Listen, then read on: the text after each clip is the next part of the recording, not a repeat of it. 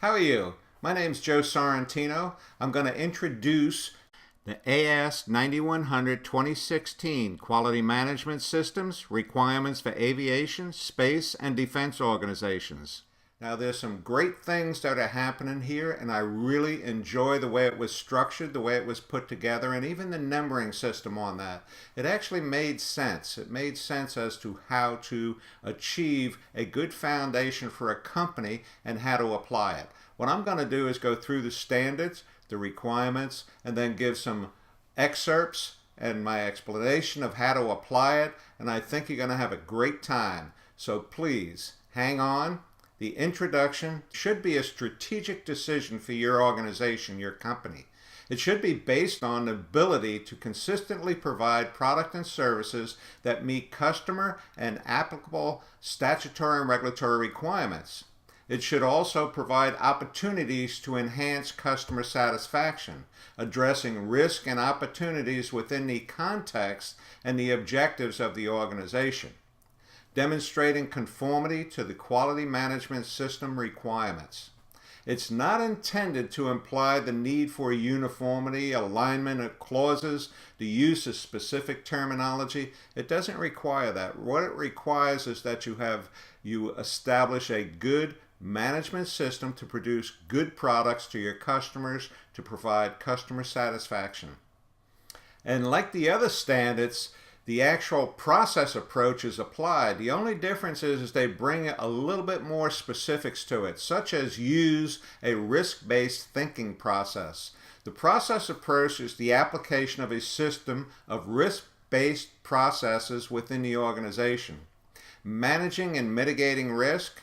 There's simple risk tools that can be used. There are workers, there are procedures, there are documents, there's test results. These are things we use to reduce the risk of problems. And then we get sophisticated risk tools. And these sophisticated things can be SPC, statistical process control, shake and bake, which we call validation and verification. Shake and bake is just a term that we use in the field there, and it means that we take it and put it through the extreme conditions that it's going to be subjected to when it's in use at the customer for products.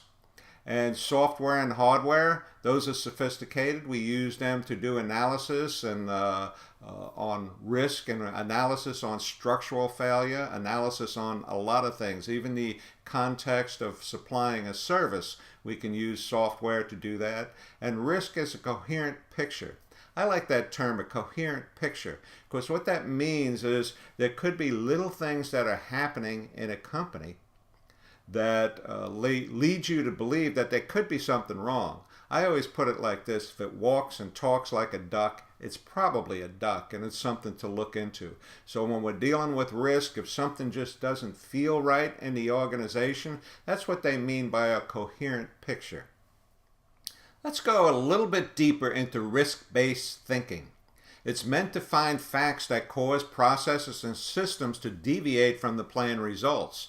We have to determine what can cause a problem. Internally, it's personnel, experience, common sense. This is risk-based thinking. Product knowledge, the environment, the infrastructure, this is all risk-based thinking. So if we take that, that's internally. Outside or output, things to mitigate risk, the things that we use acceptance criteria, we use training, we use our computer system, we use processes, security systems, and we establish guidelines for what's going on, hopefully to identify a potential risk that could have an adverse effect on our organization. Single process element. Let's take a look at this. This is pertaining to risk, a strategic relationship of the elements of a single process. The customer requirements is input. The information that we have on risk is an input.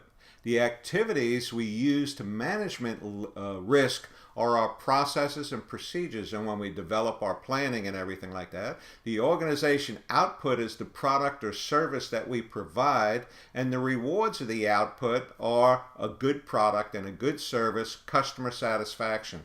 That's what it's all about. It's a very simple little process. The plan, do, check, act, the PDCA has a lot to do with everything. We plan what we're going to do. We establish the objectives and processes necessary to deliver results in accordance with the customer requirements and the organization's policies. So when we establish objectives, remember, objectives always have to be measurable. We can't establish an objective if we can't measure it. And then do it. We implement a process. And then we check that process. We monitor and measure the process and product against the policies, objectives, and requirements of the product and report the results. And then we act. We take action to continually improve the process performance. That may mean we go back up to the planning process and start all over. In other words, we adjust and correct to make sure that we actually can accomplish a PDCA. Plan, do, check, act. This is a great policy for everything. You can use it at home with your children. It's a great system.